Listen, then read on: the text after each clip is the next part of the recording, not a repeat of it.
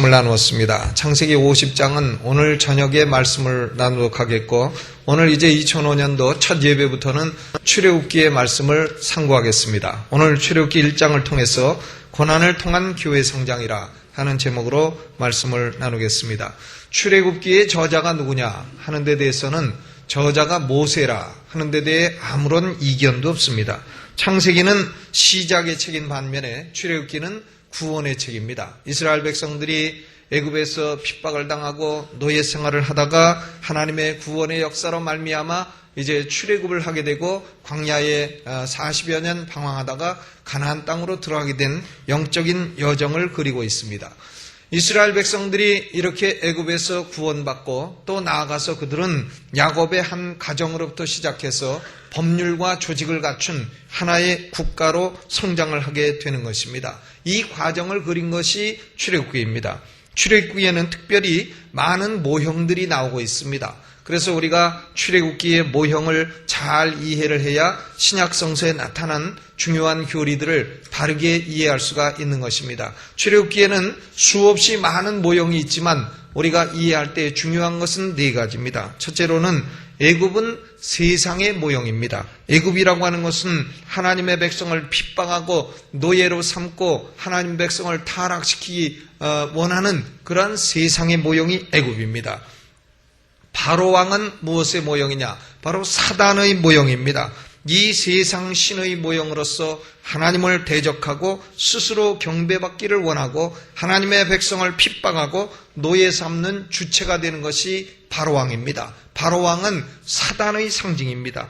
또 이스라엘 백성은 무엇의 모형이냐? 바로 교회의 모형입니다. 세상의 핍박으로부터 구원받아서 광야 같은 영적인 여정을 통해 하나님의 보호와 인도하심을 체험하는 교회의 상징입니다. 그럼 모세는 누구의 상징이냐? 그리스도 예수님의 모형입니다. 모세는 하나님의 뜻을 받들어 이스라엘 백성에게 하나님의 뜻을 전달하는 선지자요. 또 모세는 이스라엘 백성을 애굽의 노예 생활에서 구원해내는 구원자로서 예수 그리스도의 모형이 되는 것입니다. 그러므로 우리는 출애굽기에서 더 많은 모형이 있다고 할지라도 이 네 가지 모형을 우선 마음속에 생각을 하고 출애굽기의 내용을 이해를 해야 될 것입니다. 출애굽기 1장의 내용은 세 가지로 구별이 됩니다. 1절부터 7절까지는 새로운 세대가 나왔다. 뉴 제너레이션의 출현입니다. 요셉과 그의 모든 형제와 그 시대의 사람은 다 죽었습니다. 야곱이 가나안 땅에서 애굽으로 처음 올라올 때는 남자가 70명밖에는 안 됐습니다. 그런데 한 400여 년의 세월이 지나면서 이스라엘 자손은 생육이 중다하고 번식하고 창성하고 심히 강대하여 온 땅에 가득하게 되었더라. 이스라엘 백성의 숫자가 늘어나서 국가를 형성해도 족할 만큼 그런 숫자가 됐다 하는 얘기가 1절로 7절까지 기록이 되어 있습니다. 8절로부터 14절까지는 애굽에도 변화가 일어났는데 애굽에 새로운 왕이 일어났다. 요셉을 알지 못하는 새 왕이 일어나서 애굽을 다스리게 됐다 하는 얘기입니다. 그런데 이 새 왕은 요셉을 알지 못합니다.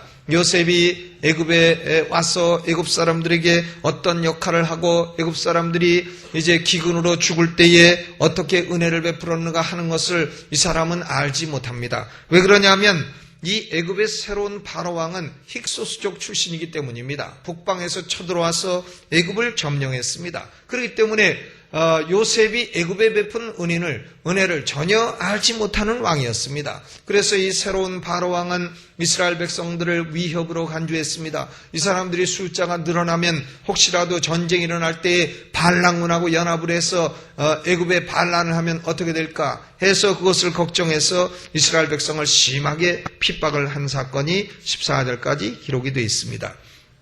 15절 이하는 이 애굽의 바로 왕이 핍박만으로는 부족해서 애굽에서 태어나는 이스라엘 남자들 모두 다 죽이려고 하는 새로운 전략을 거기 기록하고 있습니다. 산파들에게 명령을 합니다. 십부라 혹은 부와라고 하는 산파 여자들에게 너희는 가서 이스라엘 백성을 조산할 때에 여자아이거든 살려두고 남자아이거든 다 죽여라. 이렇게 명령을 내립니다. 그런데 이 산파들은 생명을 받는 사람들이라 생명을 귀중히 여기고 하나님을 두려워하고 하니까 바로왕의 명령을 순종하지 않습니다. 그리고는 핑계를 대는 겁니다. 왕이시여, 이 이스라엘 여자들은 애굽 여자들하고 달라서 우리가 도착하기도 전에 애들을 그만 쑥쑥 놔버린 바람에 우리가 죽일 기회가 없었나이다. 이 산파들이 하나님 편을 확실하게 들어주는 것이에요. 그러니까 하나님께서 그것을 기쁘게 여기시고 산파들의 집을 축복하셨다 그랬습니다. 그러니까 바로왕이 이 산파들로서는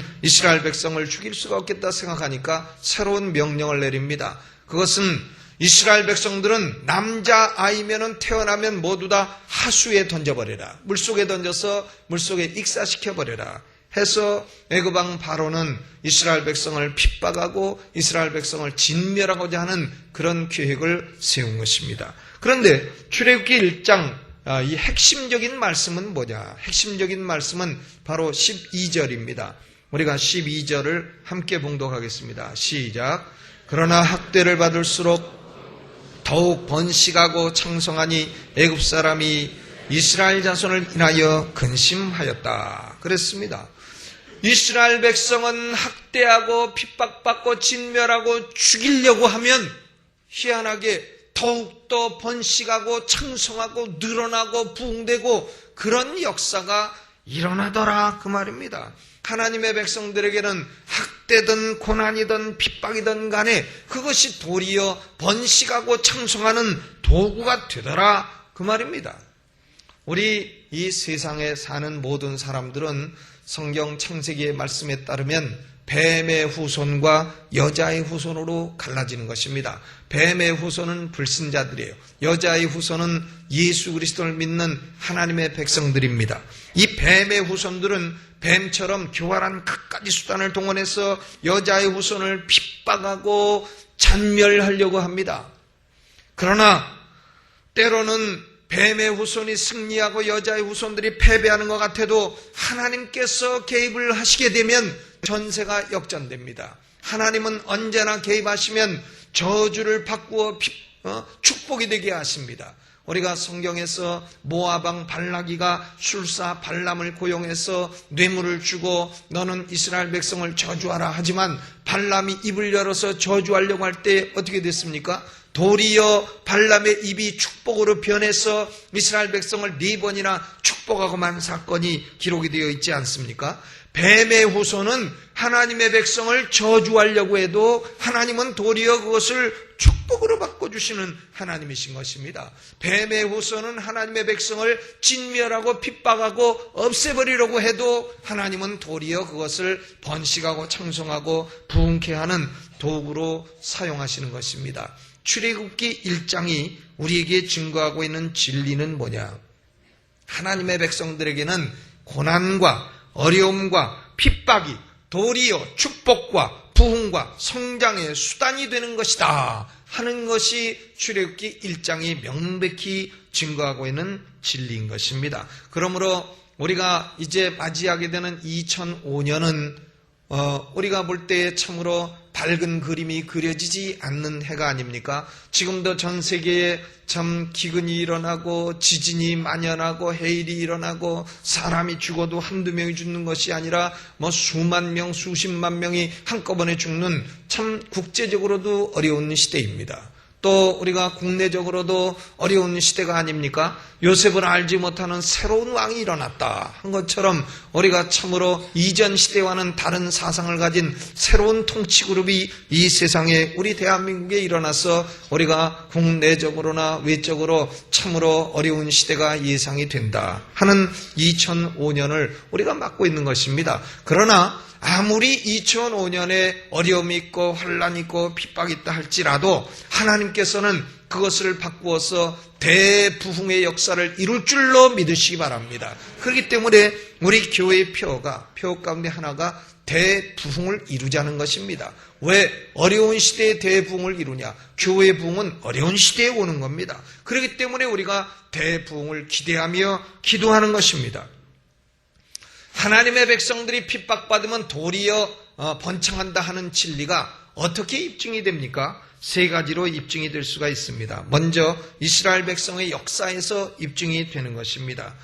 야곱의 후손들은 애굽에 와서 참 잘 살았습니다. 고센 땅에 정착을 해서 애굽의 온갖 좋은 음식도 먹고 애굽 사람들과 친하게 지내고 애굽의 문화도 좋아하게 되었고 또 나아가서는 애굽의 신까지도 경배하게 되었습니다. 애굽을 좋아하게 됐습니다.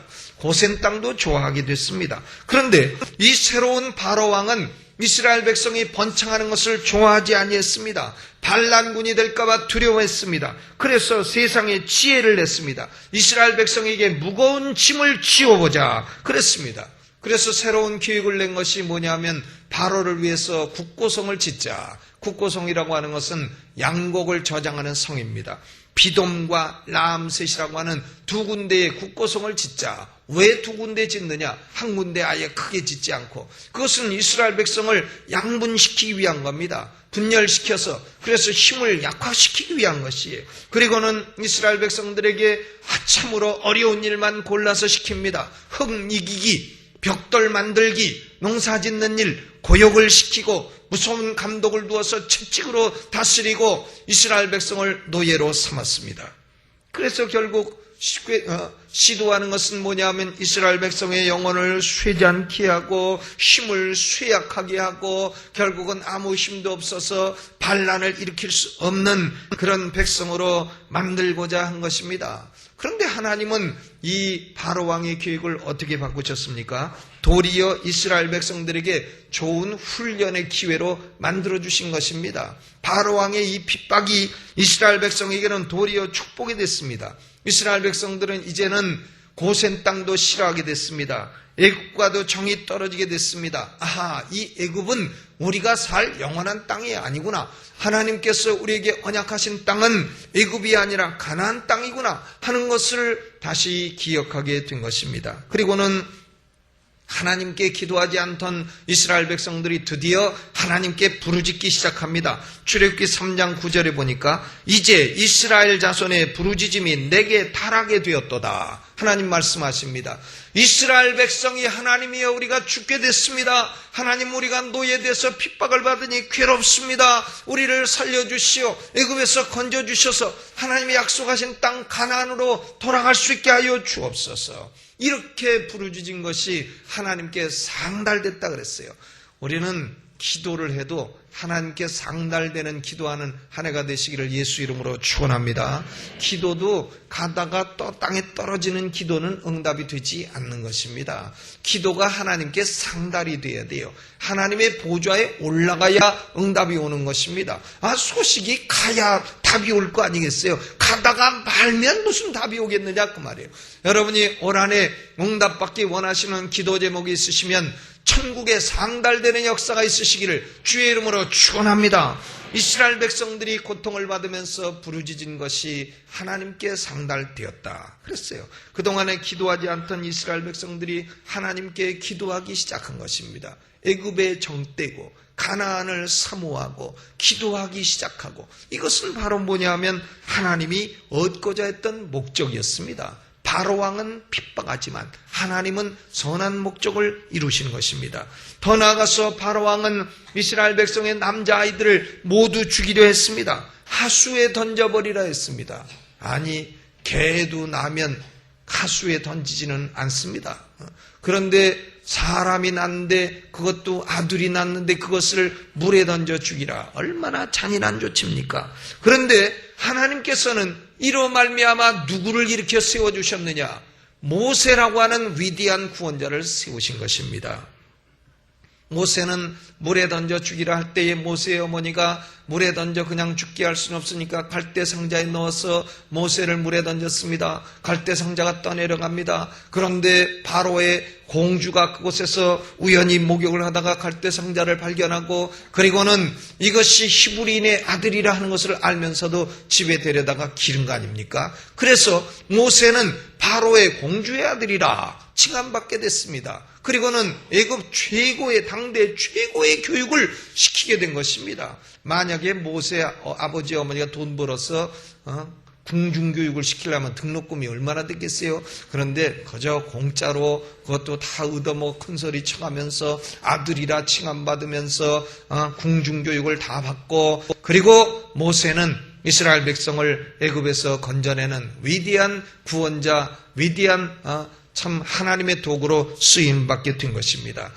바로 왕은 이스라엘 백성을 죽이려 했지만은 하나님은 죽이는 그 과정에서 도리어 구원자를 일으켜 세우셨다. 그것입니다. 사단의 상징인 바로왕은 하나님의 백성을 핍박하고 멸망시키려 하지만은 하나님은 이를 도리어 바꾸어 최선의 결과를 낳은 것입니다. 이것이 하나님이 하시는 일입니다. 뱀의 후손과 여자의 후손이 싸울 때에 뱀의 후손이 이기는 듯 하지만 하나님이 그 현장에 개입을 하시면 전세는 완전히 역전된다 하는 것이 이스라엘 백성의 역사를 통해서도 입증이 된 것입니다. 두 번째로 우리는 2000년의 기독교의 역사를 통해서도 이것이 진리라 하는 것을 쉽게 입증할 수가 있습니다. 사도행전을 보면 성령이 강림해서 교회가 탄생했습니다. 그리고 성령의 능력으로 교회가 부흥되었습니다. 교회가 부흥되니까 따라온 것은 뭐냐? 핍박과 순교였습니다. 그래서 스데반은 주의 말씀을 증거하다가 돌에 맞아 순교당하는 어려움을 겪게 됩니다. 스데반이 순교하니까 예루살렘 교회는 핍박을 당합니다. 예루살렘 교회가 핍박을 당하니까 사도들을 제외하고 온 성도들이 유대와 사마리아와 온 이방 나라로 다 흩어졌다 그랬어요. 그들이 이방 나라 사마리아 다 복음을 증거하면서 도리어 위대한 부흥이 일어난 것이 아닙니까? 사도행전 8장의 사마리아 성의 부흥도 바로 이때 스데반의 일로 인해서 빌립 집사가 사마리아에 가서 그것의 복음을 전해 큰 부흥이 일어났습니다. 사도행전 11장에도 이방교회로는 첫 번째 교회인 안디옥 교회도 어째서 부흥이 일어났느냐? 스데반의 일로 인해서 예루살렘 교회에 핍박이 일어나자 그 핍박을 통해서 흩어진 사람들이 헬라인에게 복음을 증거해서 부흥이 일어나게 됐다 그랬습니다. 사단은 핍박에도 하나님은 부흥을 이루십니다. 아멘. 그것이 사도행전에서도 증거되는 것입니다. 역사상 일어난 수많은 핍박 사건들은 교회를 잔멸하고자 했습니다. 로마의 황제들이 열 황제가 교회를 잔멸하고자 핍박했습니다마는 교회의 역사가로서 분명히 말씀드릴 수 있는 것은 교회를 핍박한 열 황제들은 모두 다 비참하게 죽었어요. 그러나 핍박하고 죽이려고 했던 교회는 도리어 핍박 가운데 더 왕성하게 부흥된 것입니다. 하나님의 교회는 너무나 편안하면 도리어 부패합니다. 그러나 핍박과 환난과 어려움이 오면 도리어 부흥합니다. 도리어 영적인 유익을 얻습니다. 고난이 내게 유익이라 이로 인하여 내가 주의 윤리 배우게 되었나이다. 그런 고백을 하면서 하나님의 교회는 더 부흥되는 것입니다. 교회는 핍박을 받을 때마다 어떻게 합니까? 하나님께 더 가까이 가서 기도합니다. 그러니까 음부의 권세가 흔들리게 되는 것이에요. 교회는 핍박을 통해서 세상과도 분리되고 타락한 교회와도 분리되어서 종교개혁을 일으킵니다. 종교개혁은 핍박 없이 일어난 것이 아닙니다. 1517년에 95개 조항을 비텐베르크 그 성당에 걸어놓고서 종교개혁을 일으킨 위대한 마르틴 루터도 얼마나 핍박을 받았어요. 1521년에 그 교황과 로마 황제가 소위 보름수 칙령이라는 것을 발표했습니다. 보름수 칙령은 뭡니까? 이 마르틴 루터의 목은 누구라도 쳐도 좋다는 거예요. 루터의 목은 누구라도 쳐도 죄가 되지 않는다는 겁니다. 루터를 죽이는 자는 살인자가 되지 아니하고 도리어 로마 제국에서 상을 받는 그런 사람이 된다는 것이었습니다. 그래서 루터는 이런 핍박 중에 참 순수성을 유지하고 진리를 찾고 위대한 종교개혁을 이루었습니다. 제네바에서 종교개혁을 이룩한 존 칼빈도 그냥 개혁한 것이 아닙니다. 그가 1536년에 젊은 나이로 참 위대한 기독교 강요라고 하는 책을 써서 그것으로 말미암아 제네바의 개혁을 시작했지만 젊은 사람이 개혁을 하려니 개혁이 됩니까? 온갖 반대파가 일어나서 칼빈은 쫓겨납니다. 38년도에 결국은 쫓겨나서 독일 가서 3년간 목회를 했습니다. 그러나 칼빈만큼 제네바의 개혁을 이끌 사람이 없다는 것을 안 사람들이 3년 만에 다시 한번 불러오게 되고 그래서 위대한 제네바의 종교개혁은 지속이 되었던 것입니다. 그러므로 하나님의 교회는 핍박이 오면 도리어 개혁되고 도리어 발전되고 도리어 순수해지고 도리어 하나님의 백성들은 핍박을 통해서 알곡과 가라지가 분리되고 가라지는 핍박을 통해서 교회를 떠나게 되고 알곡은 더욱더 교회에 붙어 있어 교회는 순수해지고 부흥이 되는 것입니다. 예를 들어서 2005년도에 만약에 괴뢰군들이 쳐들어와서 지금은 주적이 누군가 알 수가 없는데 그런데 하여간 쳐들어와서 여기 강남중앙침례교회 다 기관총을 들이대고 여기서 예수 믿는 사람들 일어나시오 죽이겠소 하면 여러분 일어나겠어요? 안 일어나겠어요? 저는 좀 생각을 좀 해봐야 되겠습니다. 솔직히 예수 안 믿는 사람 다 나가고 예수 믿는 사람만 남으시오. 오늘 예수 믿는 사람은 여기가 피바다가 될 거요. 이런다면은 어떻게 하시겠어요? 그런 일이 안 일어나라고 어떻게 보장합니까? 그러면 그때 여러분은 어떻게 하시겠어요? 그러면 알곡과 가라지는 딱 구별되는 거예요. 핍박이 오면 가라지들은 내가 언제 예수 믿었간요? 다 나가게 돼 있어요. 제가 언제 예수 믿었다고요? 그냥 마누라 따라온 것이지요. 이러고서 다 나가게 돼 있습니다. 가라지들은 핍박이 오면 배교하고 믿음을 떠납니다. 그러나 알곡들은 핍박이 올수록 더 주님께 가까이 가는 것이에요. 교회가 순수해지는 겁니다. 교회가 경건성을 더 유지할 수 있게 되는 것입니다. 핍박이 오면 하나님의 백성들은 더 회개하고 하나님 무엇 때문에 핍박이 왔습니까? 우리의 죄가 있지 않습니까? 해서 회개하고 하나님 말씀에 더 순종하여 살려 하기 때문에 경건성의 향상이 오는 것이에요.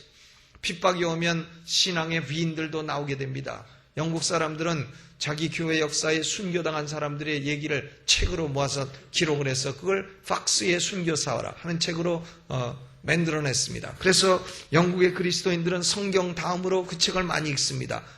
우리 조상들이 예수 믿다가 이렇게 어려움을 당했구나, 이렇게 인내했구나, 이렇게 자기를 부인했구나, 이렇게 헌신하고 희생했구나 하는 것을 읽고서 후손들이 신앙을 배울 수 있게 되는 것입니다. 그러므로 핍박과 환난과 고난은 사단으로부터 나왔다고 할지라도 하나님의 손을 거치면 도리어 정금 같은 보석으로 변화된다고 하는 것이 2000년 역사의 교훈인 것입니다. 그러므로 하나님의 교회는 환난이 오든 고난이 오든 핍박이 오든 어려움이 오든 조금도 두려워할 것이 없는 것입니다. 왜냐하면 하나님의 교회는 그런 것을 통해서 부흥하고 성장하는 것입니다. 사단이 요동해도 두려워하지 마세요. 왜냐? 역사의 주인은 하나님이십니다. 2005년도에 참 국내 국외적으로 어려운 일이 일어나도 여러분은 요동하지 마시기 바랍니다. 우리는 그런 어려움 가운데 하나님의 축복을 체험할 수 있기 때문입니다. 세 번째로 이 진리는 성도 개인의 삶을 통해서도 입증이 되는 것입니다. 우리가 이 세상을 예수 제대로 믿고 살아가려고 한다면요, 어려움이 오는 게 정상이에요. 왜냐? 디모데후서 3장 12절에도 무릇 그리스도 예수 안에서 경건하게 살고자 하는 자는 핍박을 받으리라 그랬습니다. 사람들이 저한테 그런 얘기합니다. 내가 예수 믿으려 하는데 어째 이렇게 어려운 일이 많느냐? 교회에서 열심히 봉사하려고 하는데 쉽지 않다. 어려움이 많다. 그렇습니다. 예수 믿는 게 쉽지 않아요. 예수 믿는 게 쉬운 일이라고 생각하는 사람은 아직 경건하게 살려고 하는 욕망이 약한 사람이에요. 그리스도 예수 안에서 경건하게 살려고 한다면 핍박이 오는 겁니다. 어려움이 오는 것이에요. 여러 가지로 어려움이 오는 것입니다. 우리 한국교회는 일제시대에 신사참배 안 한다고 핍박받았어요. 핍박의 원인도 많습니다. 제사 지내지 않는다고 또 가족들이 핍박합니다. 또 복음 전한다고 핍박합니다. 왜 우리는 가만히 있는데 당신들은 예수 믿으라고 하느냐고 핍박합니다. 제가 미국서 목회할 때에 우리 후배한테 복음 전했어요. 당신도 회개하고 예수 믿으면 영생 얻고 죄사함 받는다고. 그랬더니 그 사람이 성질을 벌컥 냅니다. 나는 불교 신자인데 당신 보고 불교 믿으라 안 하는데 왜 당신은 나한테 예수 믿으라고 하느냐고 성질을 벌컥 내고. 그래서 제가 참 할 말이 없더라니까요. 복음 전한다고 성질내고 주일에 열심 낸다고 핍박하고 남편이 아내가 기도 열심히 한다고 핍박하고 왜 새벽마다 교회 가서 기도하느냐고 핍박하고. 어떤 남자는 자기 부인이 교회 열심히 다니니까요, 그 성경책을 찢었어요. 그래가지고는 그걸 화장실에다가 던져버렸습니다. 그 정도로 핍박을 했는데 그 사람 일주일 안에 죽어버렸어요. 그러니까 핍박을 해도요, 돌을 봐가지고 하십시오. 아멘. 조금 때리려고 하다가도 조금 만지고 그냥 그런 대로 끝쳐야지, 더 심하게 핍박하면 참 핍박하는 자는 망하고 핍박당하는 성도는 부흥하고, 그것이 지금 말씀드리는 진리다 그 말입니다. 또 핍박하는 주체도 많지 않습니까? 황제가 핍박하고, 통치자가 핍박하고, 불신자가 핍박하고, 심지어는 가족이 핍박하고, 심지어는 같이 예수 믿는 성도끼리도 코드가 안 맞는다고 핍박하고. 얘는 뭐 코드가 뭔 코드인가? 어디서 나온 말인가 모르겠는데 하여간 요새는 아주 이 코드 때문에 참 고생이 심합니다. 그러나 누가 어떤 환난과 핍박을 우리에게 준다 할지라도 환난과 핍박이 우리를 넘어뜨릴 수는 없는 것입니다. 아멘. 환난당하고 핍박당하는 성도들 향한 주님의 말씀 가운데는 부정적인 말씀이 하나도 없습니다. 마태복음 5장 10절에 의를 위하여 핍박을 받는 자는 복이 있나니 천국이 저희 것입니다. 의를 위하여 핍박을 받는 자가 복이 있다. 천국이 저희 것입니다. 8복 가운데 마지막 8번째 복 아닙니까? 복 중에 최고 복은 뭐냐? 의를 위해서 핍박받는 복이라 그랬어요. 여러분 예수 믿다가 어려움 있으십니까? 예수 믿고 주님을 위해 봉사하는 것으로 인해서 어려움이 초래되셨냐고요? 그러면 그것은 최고로 기뻐할 8복 중에 가장 최상의 복을 받고 있는 것인 줄로 아시기를 주의 이름으로 축원합니다. 마태복음 5장 11절로 12절에 나를 인하여 너희를 욕하고 핍박하고 거짓으로 너희를 거스려 모든 악한 말을 할 때에는 너희에게 복이 있나니 기뻐하고 즐거워하라. 거짓으로 거스려서 악한 말을 하고 예수 믿는다고 왕따시키고 의롭게 살려고 한다고 핍박하고 이러면은 도리어 기뻐하고 즐거워하라 그 말이에요. 누가복음 6장 22절 23절에도 인자를 인하여 사람들이 너희를 미워하며 멀리하고 욕하고 너희 이름을 악하다 하여 버릴 때에는 너희에게 복이 있도다. 그날에 기뻐하고 뛰놀라 그랬습니다. 예수 믿으면서 아무 환난 핍박 고통이 없는 사람은 그건 기뻐할 일이 없는 사람이에요. 우리의 삶에는 핍박과 환난과 세상의 박대가 오면 말씀 그대로 기뻐하고 즐거워야 됩니다. 왜냐? 하늘의 상이 크기 때문이에요. 아멘. 우리가 이 땅에서 주님을 위해서 그래도 핍박, 환난, 고통을 좀 당해봐야 합니다. 주의 일을 하면서 좀 어려움을 당해봐야 되는 거예요. 그래야 그것이 하늘의 상이 되고 그것이 영원한 복이 되는 것이다 그 말입니다. 미국의 루즈벨트 대통령이 아프리카로 휴가를 떠났습니다. 무슨 휴가냐면 사냥 휴가예요. 짐승 잡으려고 아프리카까지 간 거예요. 그래서 거기서 실컷 사냥을 하고 참 잘 놀다가 배를 타고 미국으로 돌아옵니다. 배에서 특등칸에 타시고 좋은 음식도 잡수시고 참 좋은 침대에서 주무시고 그리고 뉴욕항에 도착을 했습니다. 도착을 하니까 참 난리가 났어요. 붉은 카페트가 탁 깔리고 그리고 빰빠람 군악대가 연주하고 뉴욕 시민들이 탁 나와서 태극기를 흔들고 그리고 뉴욕 시장이 환영 연설을 하고 참 난리가 났습니다. 루즈벨트 대통령이 참 폼잡고 내려가는데 그 뒤에 아프리카에서 40년 선교한 선교사가 헌 가방을 들고 내려갑니다. 누구 하나 맞아주는 사람도 없고 누구 하나 빵빠레 유행가 불러주는 사람도 없고 태극기 하나 흔들어준 사람 없고 40년 선교했는데 내가 아프리카에서 목숨 걸고 주를 위해 일했는데 나는 어째서 이렇게 박대를 받는가. 내가 인생길을 잘못 들었는가 보다. 나도 차라리 참 운동권이 되어 내가 대통령이 한번 돼봤으면 이렇게 생각을 하고 그날 밤에 모텔에 들었습니다. 싸구려 모텔에 들으니까 얼마나 눈물이 납니까? 하나님, 나는 인생 잘못 사는 거 아닙니까? 내가 이렇게 아프리카에서 고생하고 40년 선교했는데도 아무도 반기지 않는데 저 루즈벨트 대통령은 저렇게 환영을 받고 하니 아마 내 인생 잘못 사는 것 같습니다. 하나님, 내가 이게 뭡니까 하면서 눈물이 나는 거예요. 눈물이. 울고 있으니까 주의 음성이 그때 들렸다 합니다. 얘야, 너는 아직 고향에 온 것이 아니니라. 그런 주의 음성이 들렸다 합니다. 네가 본향에 올 때에는 그때는 붉은 카페트가 문제가 안 되니라. 그때는 천군 천사의 빵빠레가 울리지 군화 때 빵빠레하고는 비교도 안 되니라. 내가 그때에는 뉴욕 시민의 태극기가 불어오냐? 천군 천사가 너를 환영할 것이니라. 그런 음성이 들려서 이 선교사가 위로를 받았다고 하는 그런 얘기가 있습니다. 이것은 제가 확인은 안 해봤는데 이건 목사들이 많이 예화로 쓰는 그런 얘기예요. 성도들에게는 핍박이 클수록 천국의 상이 큰 것입니다. 이제 결론을 맺겠습니다.